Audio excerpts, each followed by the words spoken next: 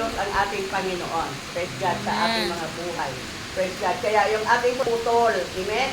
Patuloy tayo sa ating paglilingkod sa ating Panginoon. Patuloy tayo sa pagdalo sa lahat ng mga gawain ng ating Diyos. Kahit na Miyerkules, Biyernes, or fasting day, or higit sa lahat yung araw ng ating panambahan. Praise God. Lalo na ngayon mga kapatid, nadagdagan yung ating mga services. Di ba? Weekly services. Meron na tayong LM service. Praise God. Hallelujah.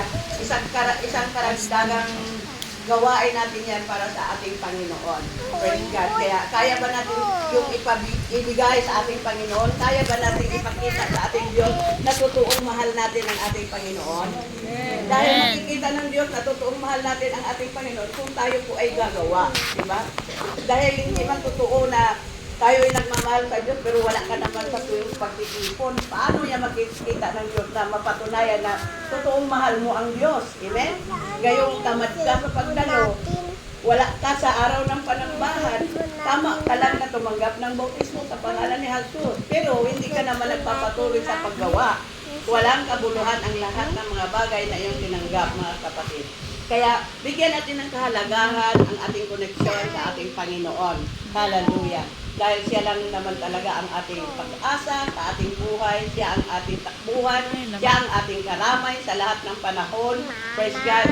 Sa kahirapan, sa karamdaman, sa kawalan, o anumang mga malalaking problema. Kung atin po itong ibigay sa ating Diyos, wow! Nariyan yung kapayapaan ng ating pag-iisip, ng ating puso, at panatag ang lahat kung kasama natin lagi ang ating Panginoon. Praise God. At ang pangatlo ay ang commitment or engagement natin sa ating Panginoon. Kailangan tayo ay laging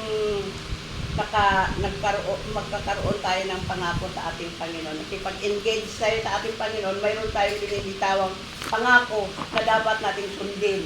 Praise God. Tulad na ng engagement ng magnobyo. Diba? Will you marry me? Pag sabi, will you marry me? Sabi niya, yes, I do. Iingatan mo na yon. Amen?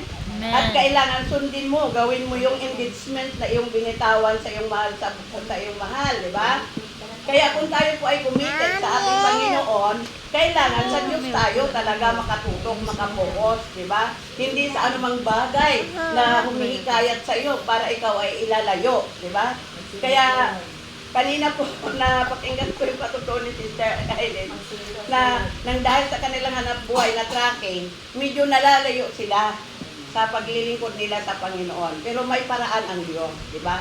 Kung yan ay nagkaroon ng problema at wala nang halos naisip mo na wala ng solusyon, praise God, isurrender mo na yan at bibigyan ka ng Diyos ng panibagong hanap buhay na ang buhay mo ay mayroong panahon para sa Diyos at mayroong kang panahon para sa iyong hanap buhay. Amen. Dahil hindi naman nagpapabaya ang Diyos eh. Lagi mong paghawakan yung salita ng Diyos na hindi kanya iiwan at hindi kanya pababayaan. Nariyan lang siya lagi kung ikaw ay mananatili sa Kanya. Diba? Kaya huwag tayong magkulang yung ating commitment, yung ating connection sa ating Panginoon, ay ito yung huwag mawala sa atin. Diba? Praise God. Isang mabuting bagay yan mga kapatid na mayroon po tayong salita ng ating Panginoon at panghawakan natin itong mabuti dahil ang Diyos natin ay mabuti at ang plano ng Diyos ay mabuti. Hindi nagpaplano ang Diyos na para tayo ay mapahamak. Praise God. Kung tayo man ay nagkaroon ng hanap buhay na medyo failure, praise God, tingin mo sa ating Panginoon. Nag-aantay lang ang Diyos eh. Sabi ng Panginoon, inaantay ko ang anak kong ito na kung kailan ito magpakumbaba at humingi sa akin. Lahat ng iyong hihingin ay ibibigay ng Diyos sa iyo. Amen. Sa ating Praise lahat, God.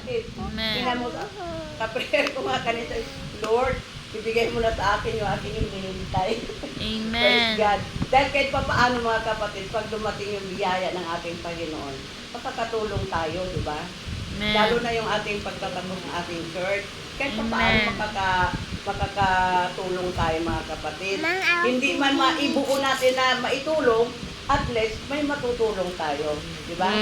Praise God. Kaya nga sabi ko nga, isang bagay yung kahapon nakapag-decide ako na ipadala ko na dito yung aking TV para mayroon tayong dalawang monitoring. Praise God. Kaya lang, reklamo yung ating operator. Wala pa raw siyang magagamit na para ipupunik doon. Praise God. Sabi ko, sige, sabihin mo ako pag mayroon na, dahil ibibigay ko yung dito. So, diba? Isang bagay rin yan mga kapatid na kung maluwag sa ating puso, yung pagtulong o kung paano natin maipalago yung ating church, gawin po natin. Dahil hindi naman tayo lang ang nasisiyahan, kundi nasisiyahan, higit sa lahat yung ating Panginoon. Na mayroon tayong motibo na gano'n mga kapatid na tumulong. Di ba? Praise God. O di ba, hindi naman sa tayo ay nagmalaki sa ating sarili. Hindi tayo nating isipin na tayo po ay gusto natin na mapaunlad yung ating church. Praise God. Hindi sa tayo ay nagpapasikat na kaya nating magbigay. No. Kaysa doon lang tayo makapokus sa TV na yun. Dahil sa abot kamay na pangarap. Praise God. Yun lang naman aking pinanunood, mga kapatid. Pero kaya ko i-sacrifice yun, mga kapatid. Praise Yung abot God. kamay na pangarap. Kaya ko i-sacrifice. Ibigay ko yun dito yung aking Praise the Lord. Praise God. Para Praise sa ating God. gawain. Praise God. Sabi ko, matagal ko na rin na pag, sabi ko, Lord, bigay ko na lang kaya ito para hindi na ako matulog. Pero sa totoo lang, yun lang talagang aking pinanonood. Isa lang. Kasi nagugustuhan ko yung kwento doon sa abot kamay na pangarap. Kaya kung tayo po ay mayroong mga pangarap, praise God, sanggunin muna natin sa ating Diyos. Amen. Diba? Dahil hindi natin kaya mga kapatid na ano yung ating pangarap kung wala ang patnubay ng ating Diyos, di ba? Kaya yung ating connection sa ating Panginoon, yung ating commitment, praise God, ay kailangan po natin ito mga kapatid. Praise the Lord. Praise God na ma-maintain natin habang tayo ay naglilingkod sa ating Panginoon. Kaya ba natin maipadama sa ating Diyos yung ating totoong paglilingkod sa Kanya?